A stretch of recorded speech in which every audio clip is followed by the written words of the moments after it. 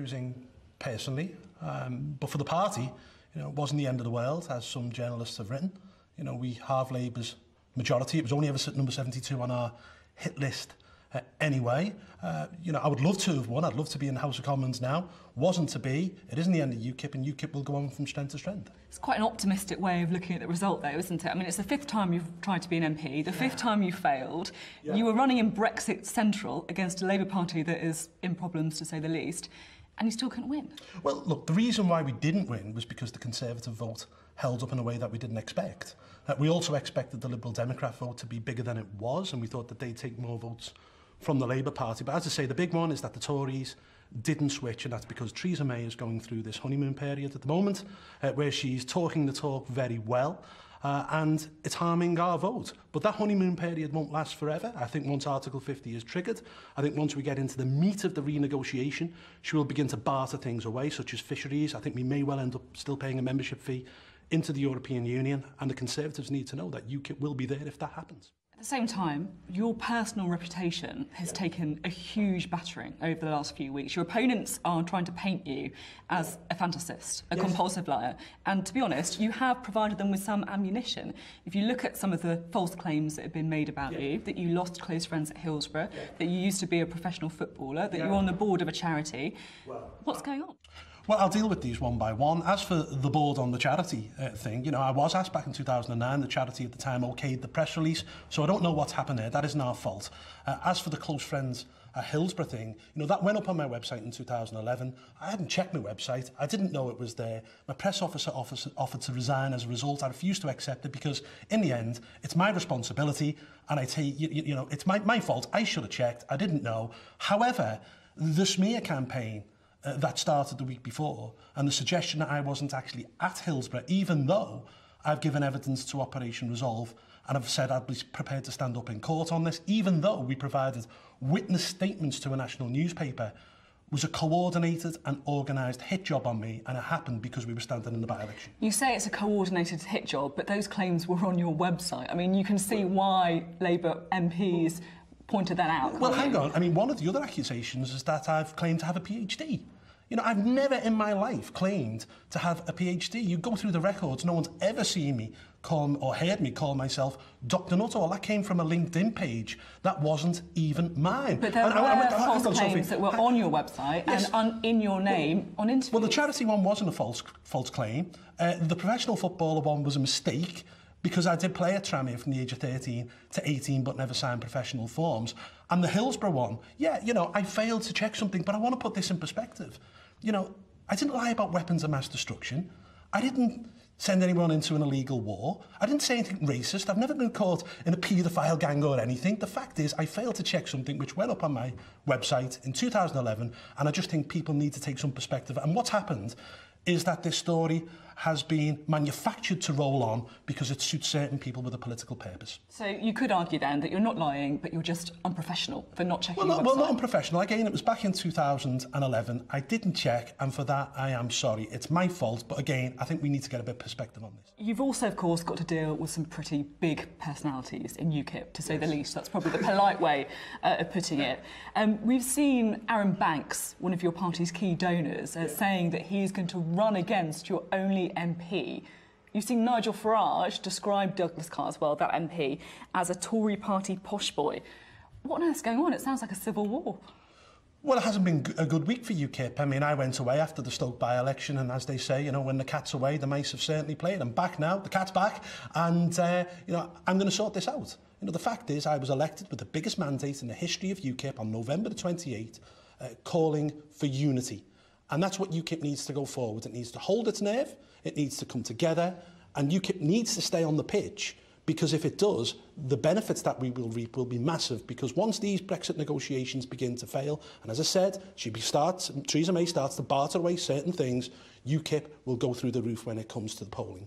So what are you going to do then? Because in any other party, if someone was openly plotting to remove the single MP, they'd be thrown out, they'd be stripped of their membership. Are you running the show, or is it Nigel Farage? Oh, no, I run the show. I mean, let's be perfectly clear. As I say, I've got the biggest mandate in the history of the party to do so. I mean, there's been accusations made against Douglas Carswell that he didn't try to get Nigel Farage a knighthood. At the behest of myself, the party chairman, met with Douglas the other day, and we now have it in writing from Douglas that he did speak to the right people and he did lobby for Nigel to get a knighthood. I've lobbied myself. I mean, I've written to the people that matter. I've tried to get Nigel Farage a peerage, and I think it is a disgrace that he hasn't been honoured in one way or the other, considering when you look at some of the people who do receive honours. Nigel Farage is the most influential British politician of the 21st century, because if it wasn't for him and it wasn't for UKIP, we would never have got a referendum and we would never have got Brexit. So did Nigel Farage and Arron Banks tell you then before they moved against Carswell? No, because I was away. I went away after. But they could have called you up, couldn't they? Well, I was out of contact. You know, I went away and I've come back and I've walked into this. But the fact is, you know, Douglas has put it in writing now. It will now go to the national executive of the party who make those decisions. And, you know, I want Nigel to be involved in UKIP. I want Nigel Farage to be front of house because he's one of the best communicators in British politics. And as I say, he should be given an honour. He should be given a knighthood because the things he's achieved in politics have been massive. Are you worried, though, about these rumours of Douglas Carswell potentially defecting to the Conservatives? Is that something you want to stop happening? Well, Douglas has said that he's 100% UKIP. I never want to see people leave the party. And people aren't leaving the party, actually, since I've taken over. Party membership hasn't fallen at all. In fact, we're up in the opinion polls. I think when I took over, we were on 12%. We're now on 15%. So we're going up. I mean, this isn't really a party in crisis, as the media like to call it. It's not a party in crisis. You know, no, it's not. No. Do you know what, Sophie? I've read UKIP's obituary written 100 times. And I remember when the party really was in crisis. I'm an old hand at this. 2006, 2007, we were on 0% in the opinion polls. We'd had the fall out of Kilroy Silk, and there was a chance then of UKIP disappearing. A party that is on 15% in the opinion polls, has great things to look forward to in the future, is not in crisis. At the same time, though, you've had, whether it's fisticuffs in the European Parliament, to some of your major figures... Allegedly. Yes. Whether it's major political figures trading blows on Twitter. I mean, at times, you must admit, it's looked a bit of a circus, hasn't it? It hasn't looked good. It certainly didn't look good, actually, in the autumn. I think once I took over on November the 28th, we smoothed the waters and there wasn't a problem. The party was unified since the result of the by-election. And I went away. It's sort of broken out again. I'm now back. I've got to get it under control, and I will get it under control. Some people will say, do you really need UKIP right now? Because Theresa May is delivering on Brexit, she says. She's taking the UK out of the single market. If the polls are to be believed, then people actually think she is delivering. She's doing a good job. What's the point of UKIP? Look, I mean, many of her speeches sound like UKIP conference speeches at the moment, but she's always been very good at talking the talk, Theresa May. But if you look at her record as Home Secretary, the proof is in the pudding that when it comes to walking the walk, she generally fails, whether that is getting hold of radical Islam or whether that is cutting the immigration figures down to the tens of thousands, which she said she was going to do. In her last year as Home Secretary, a city the size of Newcastle upon Tyne came to this country net. That isn't a success, and I don't believe, for one, that she will deliver the Brexit that people really voted for on June the 23rd, and that's why UKIP has to stay on the pitch to ensure that it is delivered. We talked a lot about the politics. I'm quite keen to talk about the personal impacts of the last couple of weeks, because politically it's been pretty bruising, of course. Yeah. Personally, it must have been brutal. I mean, how has it been for you and your family?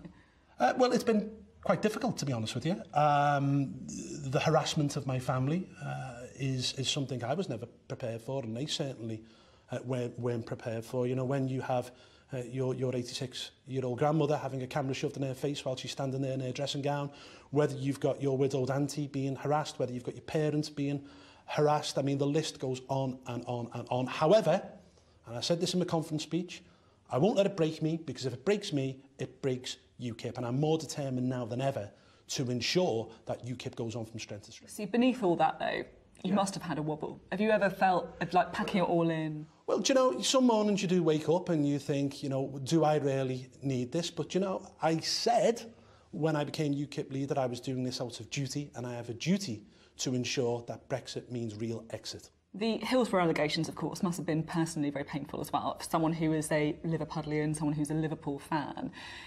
For lots of people who were at Hillsborough, that day will have been ingrained in their memory. Can you talk us through what it was like for you? Well, I was 12 and a half. And, you know, it's something which I don't really talk about that much. You know, I was there with my father and my uncles, and we were in the upper tier of the Leppens Lane end. And as I say, I've given evidence to the police on this. I've spoken to the people that matter in Liverpool about the situation. And it is quite clear, you know, I was there on the day, and any scurrilous accusations that have been made that I wasn't there and I've lied about being there are quite frankly part of a smear campaign. Has it been a deliberate decision not to talk about it? Is that because it's painful or...? Well, do you know, I just wanted to get on with my life. You know, as I say, I was 12 and a half. You know, I was a young boy who'd gone to watch a football match with his family, and, you know, witnessed things that no child, I suppose, of 12 and a half should have to witness. But I will say this, I didn't witness the worst of it, because thank God, you know, my father was an experienced match goer, and he realised pretty quickly that something was badly wrong, and I think we were probably one of the first to leave the stadium. I've always seen you, in a way, as a bit of a reluctant leader. It's almost as if you put yourself forward once there were no potential candidates left in UKIP's ranks, and I just wonder why that is. Is it because you knew you had some skeletons in your closet? Is it because you knew that you were going to take over a basket case of a party? No, what was that? No. I mean, look, I've given my life to Brexit, my political life, and I just thought once Brexit had happened, and you know, I've been the deputy leader for 6 long years, that it was time for Nigel and I to hand on to the next generation. We tried to do that. It failed quite spectacularly.